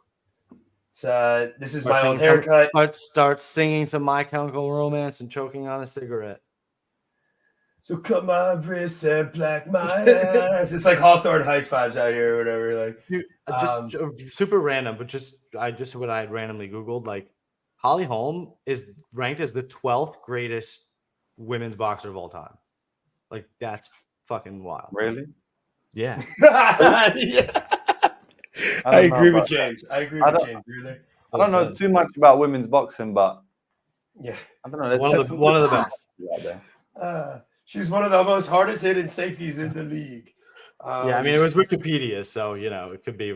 They could be fucking. Women's boxing has since she fought, women's boxing has come along heaps and bounds. Yeah, it's actually massive now. Whereas before it was kind of unknown. Oh yeah. Well, so it was like pound. So this was from Box Rec. Yeah. Box Rec's pound for pound ranking. They're legit. Box Rec's legit. Slight typology for boxing. Wow, and it was retrieved recently. So yeah. So 12th greatest of all time pound for pound they gave her. Who's number one? I would have to pull up that article. Let me see. Jeez, Guru. Clarissa Shields. Do you think you think Diego can dream, believe, and make Jessica it happen? Yolanda Bott. Who?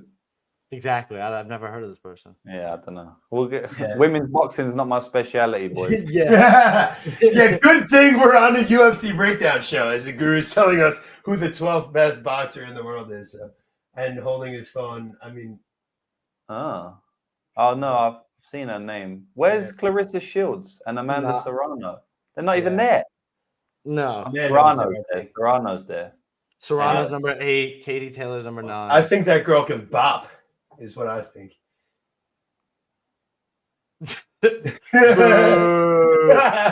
Clarissa Shields is number 37 on here, which just makes too much sense because I love that. Oh wow, she's a PFL queen now, bro.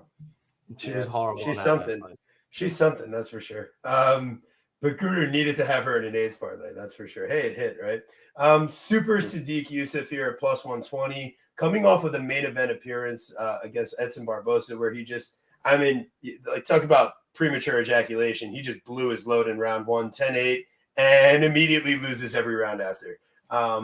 Very disheartening performance from is he built for the moment type of perspective. They were like, yeah, we're just going for the finish, bro. That was his game plan, was go for the finish, and there was nothing behind it. Team Lloyd Irvin, I don't know, man. What? Tafon Chukwi, Sadiq Yusuf. This is what we're doing out here. I don't know how much better he's getting fight to fight, quite frankly. And Diego's out here to take back Sunday. He's really hate that that's the nickname you put. Cute without the E, right? I don't like it. So Sadiq Yusuf here, I think technically he could be maybe the cleaner striker. Probably the cleaner striker, but I just don't like how he responds to getting hit, man. Arnold Allen hurts him 2 times in 2 rounds in a low volume fight where they're staring at each other for most of it.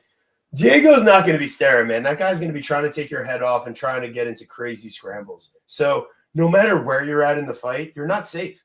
I think Diego's improved greatly in his in whatever vitamins and supplements he's been taking ever since he fought on Contender Series, because that Brito experience was a disappointing fight. But you haven't seen something like that from him since, and he's faced some really solid fighters and grapplers. So Diego Lopes here, there's an outside chance that he could win even a decision, but I just think this guy's dangerous. And minus 142, I'm more interested in seeing what his inside the distance prop is, because if this fight does go the distance, there is a chance that it's a boring Sadiq Yusuf just hurting the guy but not being able to finish him. There is a chance. I'm not saying that that's my pick, but that's why I would rather take Diego inside the distance than the money line here. I think even though Sadiq's never been subbed, I don't think he's faced as good of a grappler as Diego before, or as dangerous of a guy on the feet. And Diego, dude, that guy is big. He's got a 2-inch height advantage, a 1-inch reach advantage. Sadiq didn't like that when he faced Allen. And Lopes actually, he might not be he could be faster, in his explosive movements. The dude has gotten to be a next level athletic freak recently. So, and being a coach completely changed his outlook on fighting and how he approaches fights. I think he could win this fight in a multitude of ways. What do you think, Guru? Yeah, I think you kind of said it to me earlier. I think the UFC is done with one toy and is picking up another one. Um, Diego Lopes is extremely dangerous, and when you watch even the Movsar Evloev fight, like, and it's why his stats are so skewed because he's also had. I'm sorry, whose fight? Oh, Mosva. Movsar. Oh, Mosva. Oh, Movi. Sorry. Yeah. When you look at that fight, I mean, that's why his stats are the way they are, and then he's got 2 extremely quick round 1 finishes. But Sadiq Yusuf does have much better durability than guys like Gavin Tucker and Pat Sabatini. Like, let's just be completely honest. Even though we've seen maybe where Sadiq could be cracked, right? Like, or where the mistakes could be, he hasn't quite necessarily made them yet. But Diego just seems way faster. He's longer, and I just think he's like I said, just more dangerous. So I do really like Diego here. It's just it would be interesting if it would be too much too soon, right? That if maybe Sadiq corrected a couple things and reminds everybody who he is. Like that, I would like to see that just because I do like Sadiq. At the same time, Sadiq was doing voiceover work for Disney and had a really, I guess, an awesome show you can go watch on Disney Plus, where he's the voice of like a main character in a show. So, yeah, I don't know how much that maybe took away from fighting or anything like that, but I just think Lopes is the more dangerous guy in this fight. So give me Diego. Anything different there, James? Nah, not really. But I'm not rushing to play Diego, even though I might have to just pick him based on the finishing upside on the feet, the finishing upside on the ground. I know Yusuf has been very hard to finish, but I don't think he's fought a guy this dynamic in every aspect of martial arts. I also think Sadiq Yusuf chin is not great. I've been saying it for a while. It's one of the reasons I played Arnold Allen back in the day as well. I think most people are understanding it now based on the Edson fight and mainly the Arnold fight kind of exposed it. Yeah, I've made a lot of money on Diego Lopes. I backed him in his last 2 fights against Pat Sabatini at a closely lined fight, -130 or whatever it was. And then against Gavin Tucker, again, about -150. So I do like him. I think he's a good fighter. I think he's very dangerous. But I think this is where I jump off the ship in terms of playing him. I've capitalized on his last 2 fights, but it's a big step up in competition. Sadiq Yusuf is a big step up from Patrick Sabatini and Gavin Tucker. I'll tell you that now, especially Gavin Tucker at his age, coming back off all those injuries he was doing. So I think this is the toughest fight of his career. I mean, Evloev and Brito were tough fights. I think Sadiq's on a similar level. Probably they were tougher, to be honest. But I do think it's in that ilk, right? It's in like a similar range. So yeah, I'm not interested in playing him at the same price I played him against Sabatini and Gavin Tucker against a much, much harder stylistic matchup here in Sadiq Yusuf.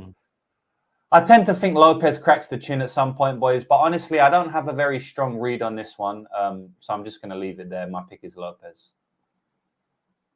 I think that's the important part of bankroll management, right? Is not sinking in units where you're not super confident. Why not just enjoy this fight from a fan perspective if that's the case? And it can be very, very tempting to play someone like Diego Lopes. Short price, he's a bettable price. He's not a -300. We're always attracted to these slight dogs or these slight favorites because it's like, oh yeah, that's a fair price. He's got a lot of finishing upside. There's a lot of hype on him at the moment. It can be a very tempting play this weekend. And I'm actually picking him to win. So I think if you do play it, I actually think you win. But I would also just say some caution. Like at this point, you're buying into his stock at a price that has been the same for 2 much easier matches. So we always want to place bets when there's massive value rather than minuscule value. I played Peyton Talbot at -110 against Cameron Simon. But if he was -300, would I play it? Or would I play him at -110 now against the next fighter who's going to be a lot better than Cameron Simon? Like, I'd rather not do that, right? We'd rather bet on these fighters before the market kind of catches up with them. And it seems to me like the market is catching up with Diego Lopes because to see him a favorite over against someone like Sadiq Yusuf, a veteran in the game, is quite interesting. I didn't think he'd be the favorite, to be honest. So, yeah, I'm just going to take a step back there. Sense from a market value perspective, and that's why I haven't pulled the trigger on money line yet. I think I'll get better value on a prop in one way or another potentially. So we'll move on here. We got the tarantula, Jalen Turner versus Renato Money Moicano, or Renato what the fuck Moicano. Like it's one or the other. He uses both all the time, right? Or give me my fucking money, whatever he says. He's hysterical, bro. He is funny, but they let him commentate CFFC or whatever, right? Like, yeah, because he learned English playing Call of Duty, which is also pretty hysterical. Great. So basically, it's the same way that me and Guru text and talk to each other all the time, just essentially. Talking shit. Yeah, and he did a great job commentating on CFFC. I was watching that card. Yeah. Rashid, appreciate you. Don't recognize seeing you at this channel before, so do the right thing and subscribe if you haven't. But in case you already have, appreciate your comment.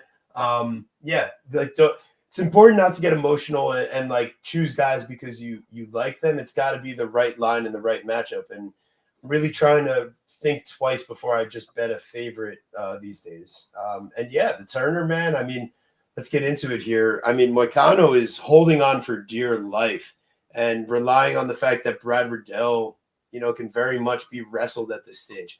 But Jalen Turner, I mean, I know he didn't show the best in the Hooker fight, but I mean, Hooker's got unreal durability, and what he survived through in the early going, I don't think Moicano's shown us that same level of dog as.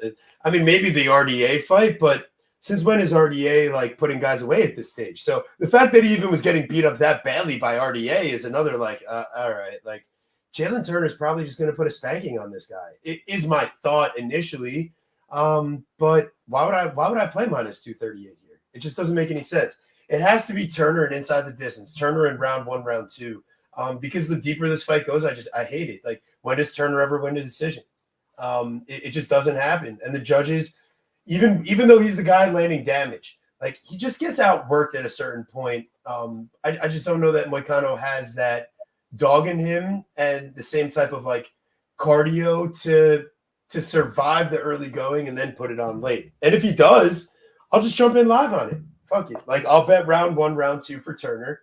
And as we're getting deeper into round 2 without a finish, that's where you make your live entry in my perspective. I don't think I need a pre-fight plus 195 on Moicano. I think he loses round 1 on like a 90% rate. Guru is laughing at something over there. What do you got going on? Oh my God, I got a lot of things going on. So in this fight, I did have to get a piece of Jalen Turner at minus 238 because I just think that I needed some aids because I parlayed it to the under 1.5 in Bo Nickel because I just want, when you combine aids with aids, you get super aids. So I really needed some of that. And who doesn't want that? So call Jared Fogle because I've got some super aids for him. Oh yeah, and I mean we'll get to the Bobby Green fight. Shout out Mushroom for bringing that out. Old South Park. He probably got 5 knockouts in that same fight. When you run it back, I just feel like Moicano is somebody that gets really touched up and hurt and basically like all of his fights.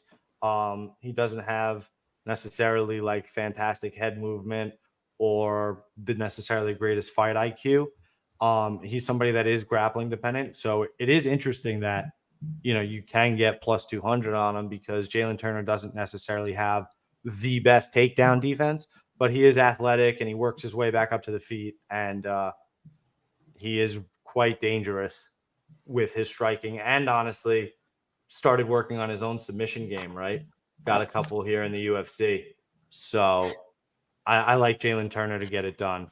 But to your point, TB, if it's starting round 3, I definitely, I might be getting some.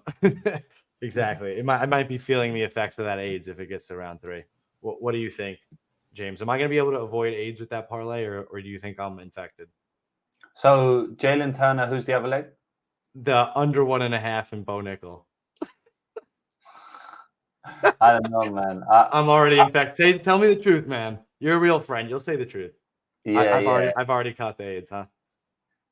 I personally don't like it, but like I am picking them two things to happen. Exactly. This is exactly what I told him before. And he's like, Yeah. fuck it, I'm laying everything on it. I'm like, I don't know why you be so like, I don't know why you do that.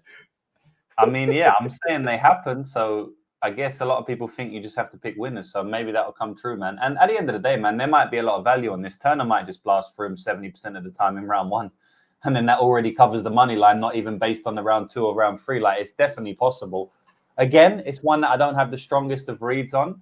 I kind of want to play Moicano at plus 200 or, whatever, close to that. Because I just feel like he can, if he gets his grappling game going, I can see Turner getting real tired. I can see Turner almost quitting, giving up on himself. But I don't think I'll be playing that myself. What's that? Putting my life on this. Yeah, that's me. I didn't do that. So you didn't put your life on it. No, I think I put 2 units. I think. That's not your life. That's basically my life, though. Yeah. I think my last 2 units. I think I'm going to pass for it. I think I'm going to pass, but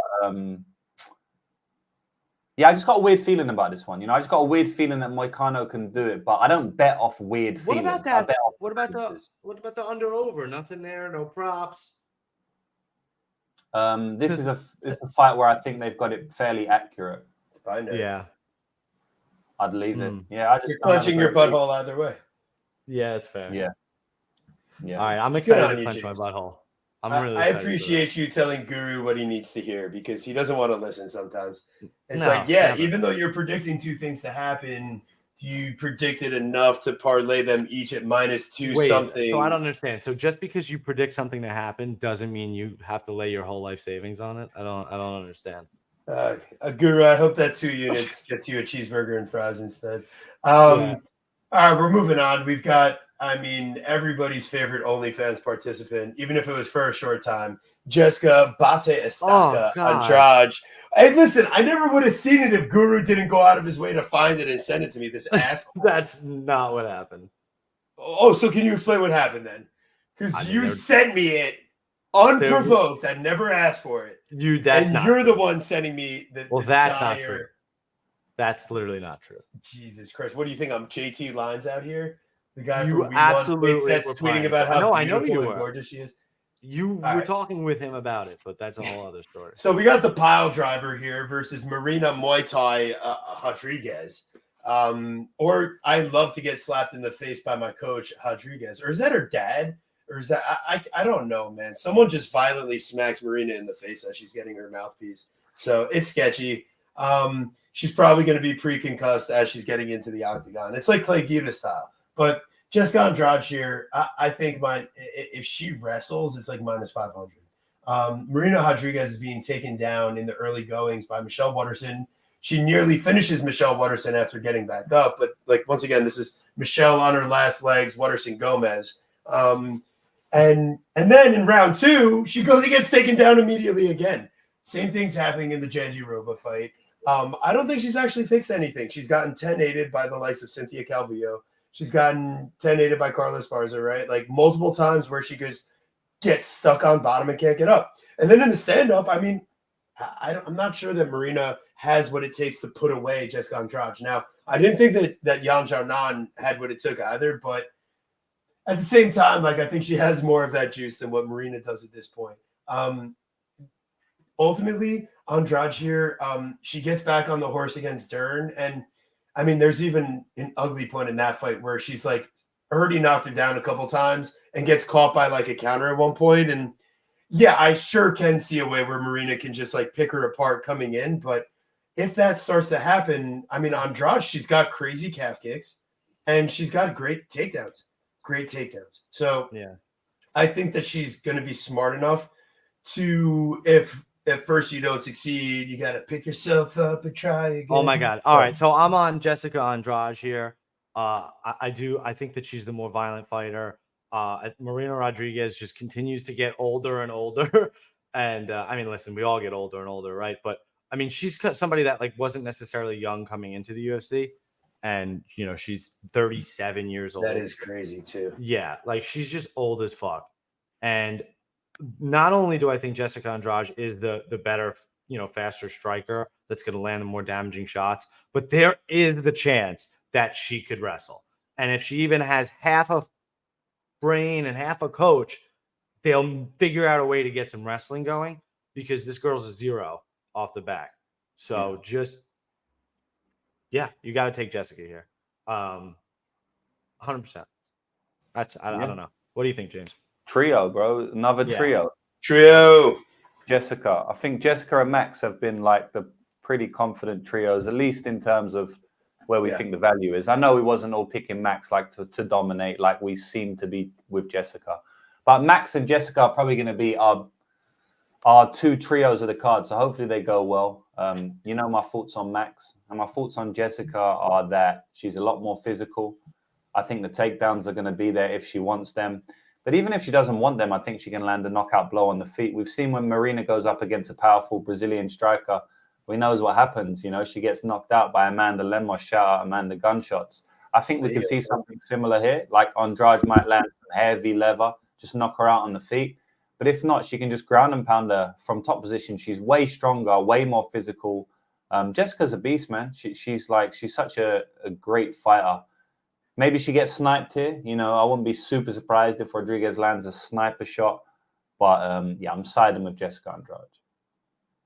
Love it. Love it when we line up like that. All right. We've got an absolute banger of a fight. One that's been 4 times in the making. Bobby Kim King Green versus Jim fucking Miller. Jim Muay Thai Miller. I mean, this guy, it's absolutely incredible the evolution he's made as a fighter. Did you say Muay Thai? Dude, have you seen his Muay Thai combinations recently? But his nickname is A10. Like, I'm sorry, his nickname is fucking. Are you good? Yeah, I mean that was. Okay. It's A10. Well, I oughta. No, it's Jim fucking Miller. I don't care what the hell Bruce Buffer says. It's official. He made it to UFC 300. Bruce Buffer said it's Jim freaking Miller. That's okay. I'm sorry, Bruce. Like, don't be dumb, okay? Like, just pause. Don't say anything and let the crowd say it. Like, they're gonna know what to do. Boo. Jim fucking Miller here. I mean, Bobby, you just died 5 times in one fight last time we watched you fight, dude. And this isn't Grant Dawson in the 4 months ago. Dude, it was bad too. It was like was it Tonyoni? Was it or was it Mark Smith? Was it? Or it was bad. It was better. Way better. Get worse than them. Keep going. You know all the refs. Go worse than that. Herb? No. No, come on, worse. Is it Mike Beltran? No. Not honestly, probably worse than Mike Beltran. Damn, yo. I mean, is it? Oh God, yeah, that guy's Kumite City. Actually, yeah, he lets people die in the octagon, and he let Bobby Green reach the next life. The last time he fought. Yeah. So ultimately, here, I think Jim Miller. I know he's fought some lower level guys more recently, but you look at a guy like Gabriel Benitez. I mean, he's still a good striker. I know his defense isn't great, but he's a very dangerous striker in certain ways. And Jim Miller in the past, it used to be kind of round one or bust from a finishing perspective since the Lyme's disease. But I mean, he's kind of reinvented himself here. He looks in better shape than ever, and he looks faster than he did a couple of years ago. Like the way that he comes forward with the 1-2 and finishes with the chopping calf kick. I mean, it's brutal. He kicks like no other right now. Quite frankly, like his calf kicks affect people greatly. Like we thought, oh, Gabriel Benitez is going to be the better calf kicker in this fight. And like, honestly, in the breakdown for that fight, we were smart enough to say, no, Jim Miller, he's eating up the calf of Dustin Poirier in that matchup and other times. But I mean, it's looked even better recently, like more connected from a boxing to kickboxing perspective. And in that sense, I think I'm getting the guy that's, they've both been very active as of recent, but Jim Miller, I think he's just on a better roll here. And I know Bobby Green spoiled the party for Grant Dawson, but you're not just folding Jim Miller with one punch like that because he didn't get his way. I think Jim is going to be there to fight. He's going to be debilitating the movement of Bobby Green. And I don't even think he needs to wrestle per se, but say things start not looking great overall. I mean, Bobby threw like a headbutt, like a legitimate headbutt, as he starts looking like shit versus Jared Gordon early. Like, we can acknowledge this, right? Like, he looked bad in that fight. He dives headfirst into the guy, lands a headbutt, and then, quote unquote, knocks him out after. And it's like, dude, I mean, how can you even argue you didn't headbutt the guy? So I think that that Green's going to just, they're going to get in a war. It's going to be a great fight. And I love having the plus money on the guy that I think is going to be fresher and have the better chin in this fight. I think you just said it right there. Finally, I think it's just that he's more durable. I think he's got the finishing upside and he's more durable. So Bobby Green has been finished 7 times. Jim fucking Miller is getting a fucking finish. He's won at UFC 100. He's won at UFC 200. He's winning at UFC 300. And it's actually funny. I didn't even realize that they've been scheduled to fight so many times. The last time it got canceled because he failed a drug test. Then it got canceled because he collapsed backstage after the weigh-ins. I remember that one. And then the other time it was canceled, I didn't see why. But it's just really, really funny that it's been booked so many times. So Bobby Green's done whatever he could to not fight him. So let's go Jim fucking Miller. What do you think, Lucrative? Yeah, we don't need a long breakdown on this one. This is the fate breakdown, the written in the stars breakdown. Jim Miller's fought at 100, 200, 300, won at both. He's going to win 3 times in a row, in my opinion. Now, Bobby Green's on the downswing in his career. They're both old, but Jim Miller, to me, he hasn't looked that poor lately, even against decent fighters. I don't think he's looked that bad. I know his level of competition has been a little bit dropped down, but he was like a pick'em against Gabriel Benitez. And I bet on Jim Miller there. And he didn't look like a pick'em there, so the market's wrong on him quite often. I think they may be wrong on him again. Bobby Green didn't look good against Jared Gordon. He was getting touched up in the first round. He was losing the striking. And then the headbutt happens. It is what it is. I think Miller can surprise some people on the feet here. I think he can mix in some takedowns every now and then. And man, coming back off that crazy knockout loss from Jalen Turner was one of the worst stoppages of last year. Happened in December. And still was one of the worst stoppages of the entire year. I think Miller can get a knockout early here, and if he doesn't, I still think he has outs to win via decision. So I'll pick Jim Miller for the win outright. Love it. Do it again, right? That's 3. Yeah. Oh, yeah. That's another one. Let's Nice. fucking go. Whatever you just did. Zoltan, have you ever seen Dude, Where's My Car? Nah, I've seen Dude, My Stove's Broke on Vitali on YouTube, but that's about it. What? Vitali, the YouTube that guy. Oh, that prankster guy. Yeah, have you seen when he does? No. He's got a fried egg, but like a fake one, and he puts it on the front bonnet of people's cars and said, and then he's pretending he's cooking, and then they hop out like, "What the fuck you doing?" He said, "Dude, my stove's broke," and then they just chase him around the car, and that is funny. Yeah, that's actually pretty funny. But if you want to waste an hour of your life watching a stupidly funny movie, you should watch Dude, Where's My Car? You know what? I might have actually seen that one. Like, is it he Ashton Kutcher and Sean William Scott? Yeah. Is it when he gets drunk or something? He wakes up in the morning and his car's gone. Yeah. Yeah, I have seen that. But I don't remember it. That was like 10 years ago. That's hysterical. Watch it again. It's great. What do they do? And then Zoltan. All right, guys, we made it. We got the curtain jerker of a lifetime. Unbelievable fight. Davison Daushtegera versus Cody No Love, or is it No Chin Garbrandt? Well, we're about to find out this weekend. Because when you're fighting Daushtegera, you're going to get in a war. The god of war here.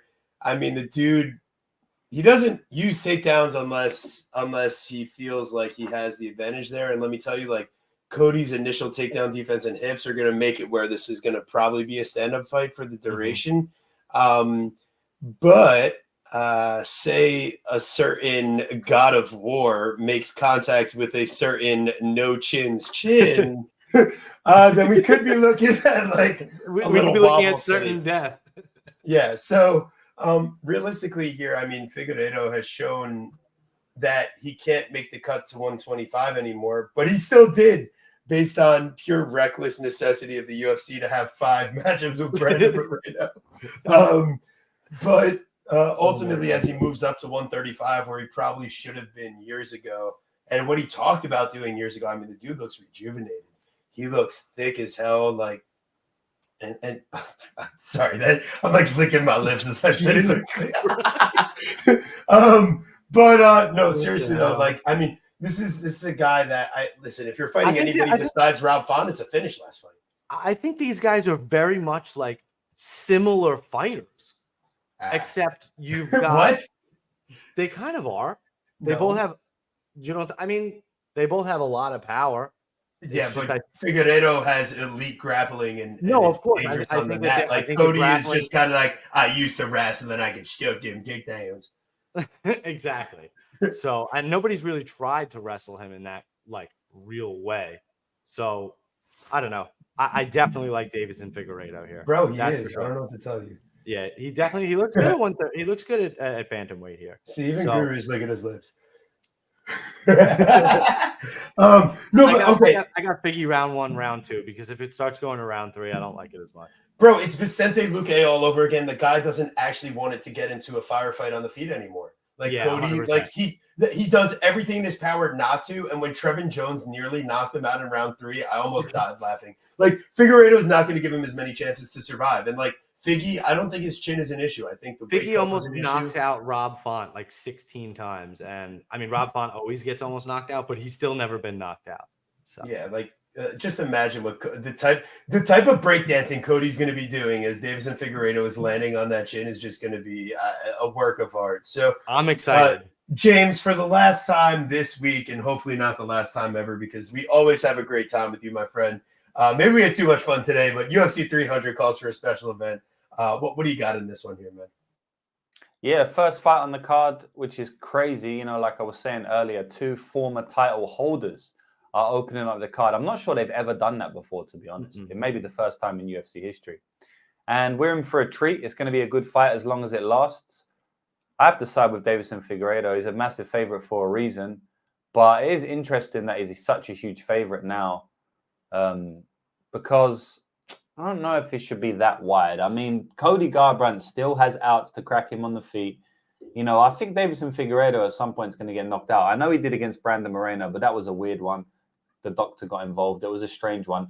I do think that Deiveson is going to have the upside early landing his shots because he's very technical. He lines shots up very well. He throws unorthodox strikes that I don't think Cody will see coming. Also, coming from flyweight, he's going to be very fast and nimble, even faster than the bantamweight guys. So Cody may have some trouble with that. I mean, it's just a durability edge, isn't it, really? You got to favor Deiveson Figueiredo, man. I mean, Cody has some chances to win the fight, you know, so I wouldn't play Deiveson Figueiredo's money line. But ultimately, I have to pick him to win inside the distance, probably by a KO and probably early in the fight. Love it. Yeah, that's exactly how I feel. I'm playing Figgy round 1, round 2. Yeah, I think he gets it makes done. sense. Love it. Love it, love it, love it. UFC 300. I mean, possibly the best. I mean, on paper, the best pay-per-view, the best card they've ever put together. Yeah, I agree. Yeah, I mean, this is what we go week by week for to finally get as the best present of all. Can't wait to enjoy the fights with the person that we pretend to hate each other, but we're boys. And listen, we and don't forget, we pay the ultimate price for UFC 300 because we had the last month of 4 fight nights. Then we go next week is our first break in 11, 12 weeks. Yeah. And then we come back to the horrendous Apex Arena for a rebooked hodgepodge of main event of Mateus Nicolau and Alex Perez. So, my goodness, you better enjoy this Saturday because it's going to be a while before we get some really good fights. But before we finish it up, James, anything you want to add, bud? Yeah, shout out to everyone. If you haven't hit the like button already, definitely hit the like button. Support the boys. You know, I'll always support you guys. You got a good show going on here. Appreciate you bringing me on again. UFC 300. Hopefully, I gave some good breakdowns for the people. That's what the show's all about, right? Giving good breakdowns for the people to put some money in their pocket. And I think we're going to do it this weekend, boys. So good luck to you. Good luck to us. Good luck to Jim Miller, Jessica Andrade. And what was our third one we went on? Max Holloway. We actually all technically came together on Figgy as well. Okay, well, that's quite a few. Yeah. Listen. We got a couple picks the same. You know what I'm saying? I like that. Yeah. So hopefully they're all cash, boys, and good luck to everybody watching as well this weekend. Big weekend. Hopefully we make some big bucks. Love it. Yeah, thank you, James. Appreciate you so much. You guys in the chat, absolutely electric show today. Probably the most comments we've ever gotten in a live show total. Absolutely incredible support in the live views. If you haven't subscribed to the channel already, I don't know what's holding you back. We bring on the best guests every week. You get to deal with me making horrible nicknames, Guru hating me. It's an absolutely electric time. Make sure you're a part of it every week because we're not charging you anything. We just ask that you come on down, have fun with us, let us know your thoughts. And if it's funny enough or a good enough thought, we'll definitely talk about it. So don't be afraid to support us in the chat and across the Xverse or whatever you want to say. But Jesus Guru, Christ. go ahead and do the proper outro here. I'll find out when the music is right. Love it. My long-winded co-host, TB Scouting MMA. Follow him on Twitter, Verdict, Twitter, Verdict, Instagram. Pick it, and Tapology. And if you want to lose some money, go follow him on BetMMA. You can follow Jesus Christ, that's an assassination attempt. But he's actually right. If you want, you can follow me, the Guru Scouting MMA, over on Twitter, Verdict, Instagram, Picket, BetMMA, and Tapology. A little bit more break even, but still probably might lose you a little bit of money on there. Follow me on Picket. We'll end up breaking even or making a little bit of money together. But hey, if you really want to make some money, go check out my boy Lucrative. That's where the money's at. Guys, thanks so much. Well, maybe we'll do some sort of content. Maybe we'll do like a look back quick next week to just keep the algo popping. But no planned show next week. And then, like I said, a week off. Then we got Nicolau Perez in the Apex. So take care, be safe, see you out there. UFC.